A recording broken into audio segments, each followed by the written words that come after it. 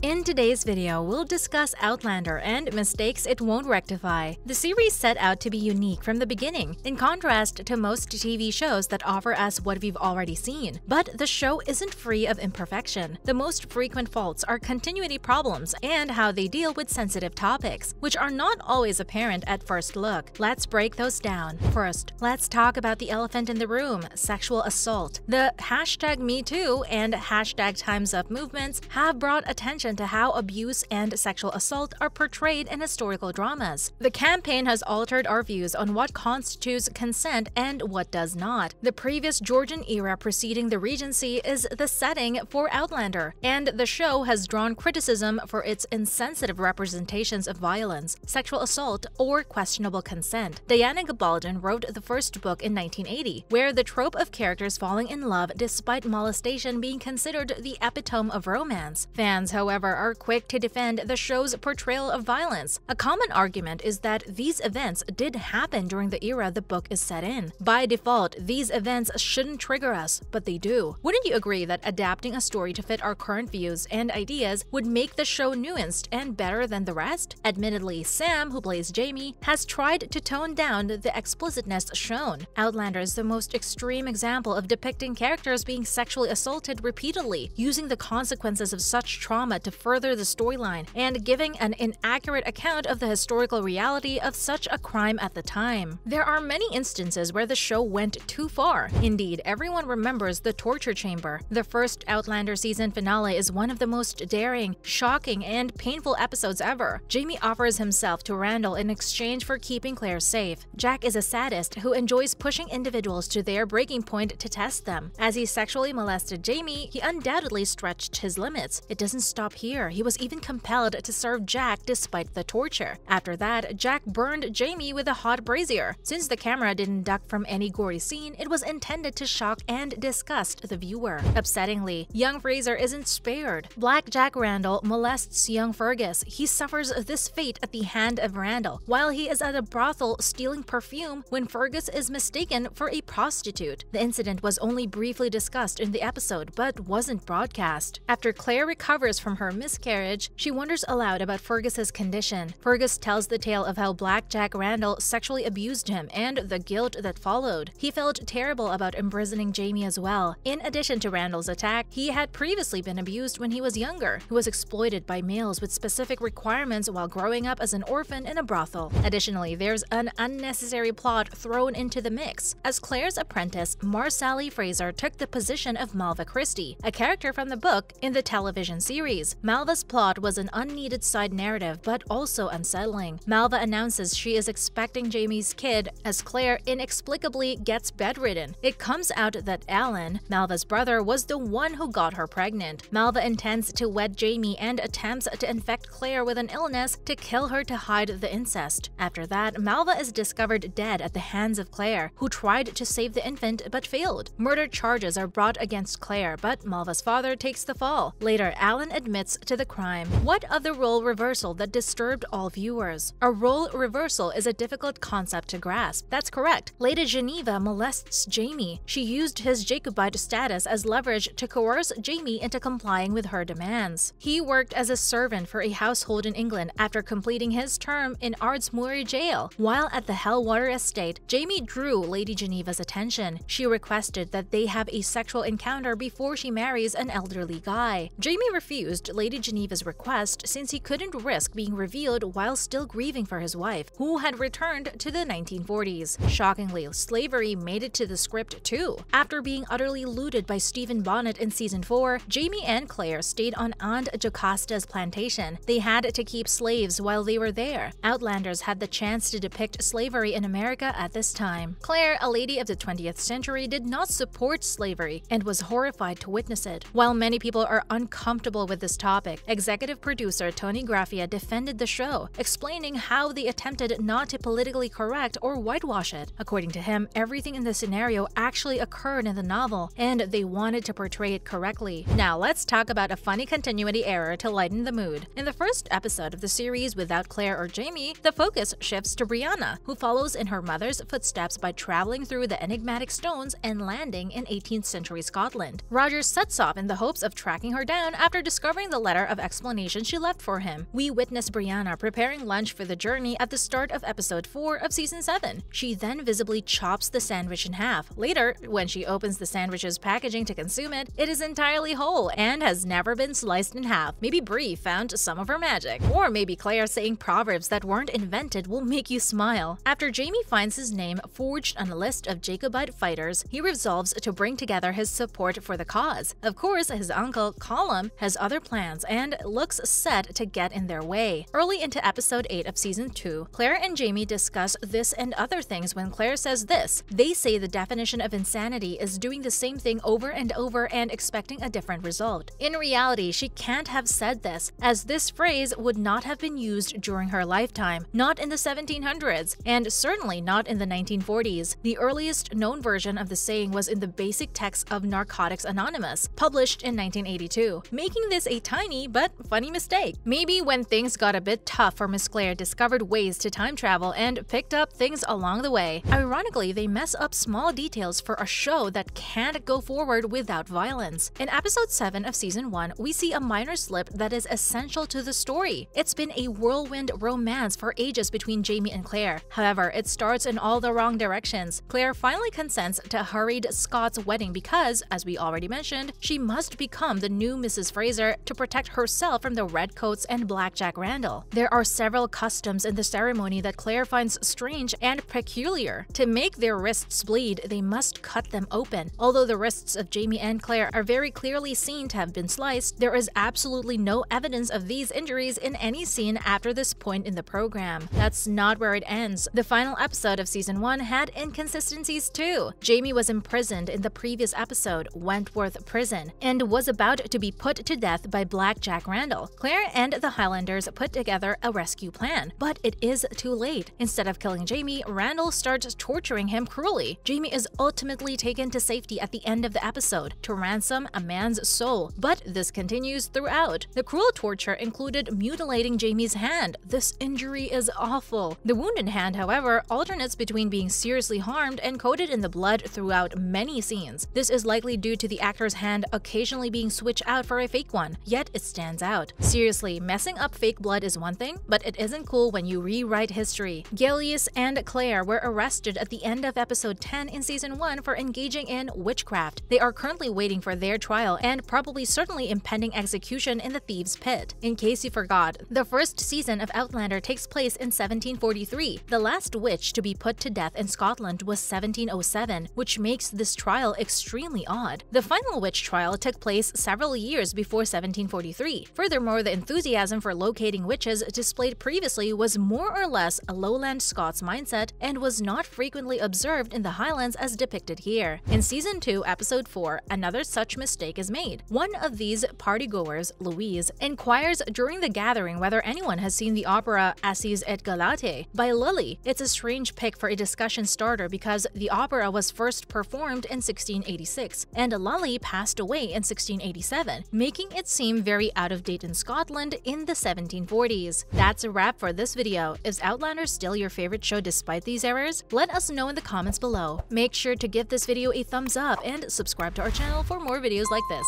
See you in the next one.